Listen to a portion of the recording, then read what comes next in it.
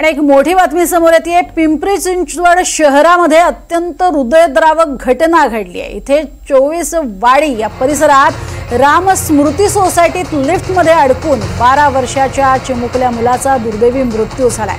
काल संध्याकाळच्या सुमारास ही भीषण दुर्घटना घडली।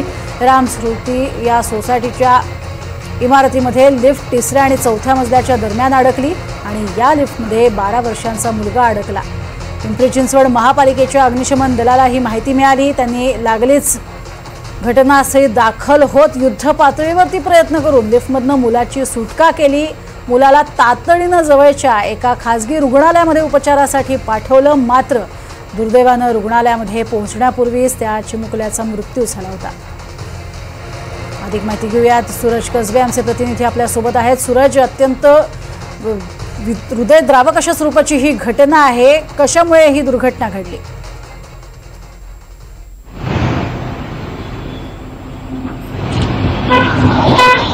प्रज्ञा, काल विजयादशमीचा दिवस होता आणि प्रत्येकाच्या घरी या विजयादशमी निमित्त पूजन सुरू होतं। मात्र काल सायंकाळी 5:30च्या सुमारास हा जो 12 वर्षीय मुलगा आहे, अमय फडतरे असं या मुलाचं नाव आहे, तो आपल्या राम स्मृती सोसायटीच्या आवारामध्ये खेळत होता आणि तिसऱ्या आणि चौथ्या मजल्याच्या दरम्यान तो लिफ्टमधून बाहेर पडायचा आणि चौथ्या मजल्यावरती जिन्याने जाऊन परत लिफ्टमध्ये बसायचा। असं 3 ते 4 मिनिटं तो खेळत होता आणि याच दरम्यान हा चिमुकला या लिफ्टमध्ये अडकला आणि या लिफ्टच्या सापटीमध्ये तो येऊन त्याचा दुर्दैवी असा अंत झालाय।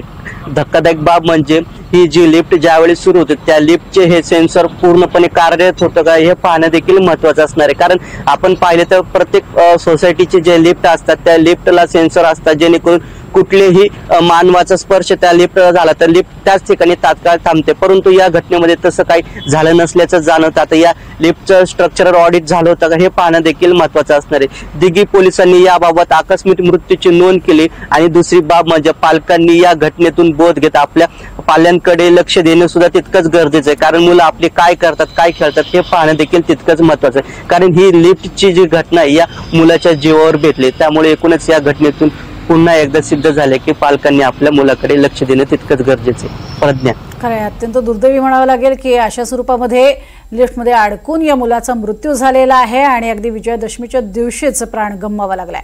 तुर्तास धन्यवाद या संपूर्ण माहितीसाठी सूरज।